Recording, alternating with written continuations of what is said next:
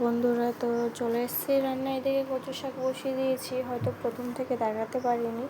তো রান্নাটা প্রায় হয়ে এসছে।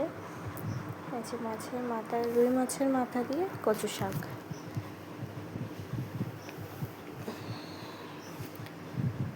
এই যে দেখুন কেমন হয়েছে, কমেন্টে জানাবেন। এরকম তো আমরা একটু নাড়িয়ে নিচ্ছি যাতে তলায় না লেগে যায়। তলায় লেগে গেলে তো ভালো লাগবে না খেতে। তো এবার আমরা নামিয়ে নেব, হয়ে গেছে। এই দেখুন আমরা নামিয়ে নিয়েছি। নামিয়ে এখানে দুই ধরনের মাছ দেওয়া আছে, চিংড়ি মাছ প্লাস মাছের মাথা দিয়ে করা। তো কীরকম হয়েছে দেখে বলবেন একটু।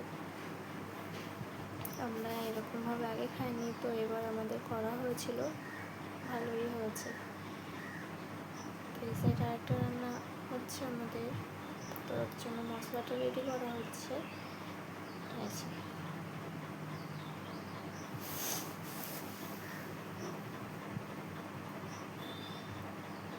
দেখতেই পাচ্ছ যে পটল দিয়ে ডিমের তরকারি হবে, তার জন্য আমাদের মশলাটা রেডি করে নেওয়া হচ্ছে। পটল দিয়ে ডিমের তরকারি আমাদের প্রায়ই হয়, তো খেতে ভালোই লাগে। একদিন করে দেখবেন আপনারা, ভালোই লাগবে। তো আমরা ডিম, পটল, আলু একসাথে দিয়ে দিয়েছি, তো নাড়িয়ে সব একসাথে দিয়ে দিয়েছি। এরপরে ভালো করে নেড়ে সব মিশিয়ে যাতে মশলাটা ডিমের মধ্যে ঢুকে। তো দেখতেই পাচ্ছ আছে।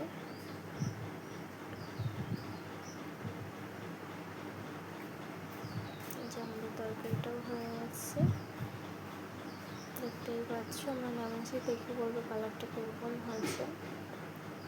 আর পারলে এরকম একদিন করে খেতে পারো, ভালোই লাগে আমাদের। আমরা তো করে খাই, আমাদের ভালো লাগে। ডিম, আলু, পটল দিয়ে তরকারি, খুব সুন্দর একটা তরকারি। তো আমরা এদিকে ভাজা মশলাটা দিয়ে দিচ্ছি, ভাজা মশলাটা দিয়ে নাড়িয়ে নেব। আচ্ছা,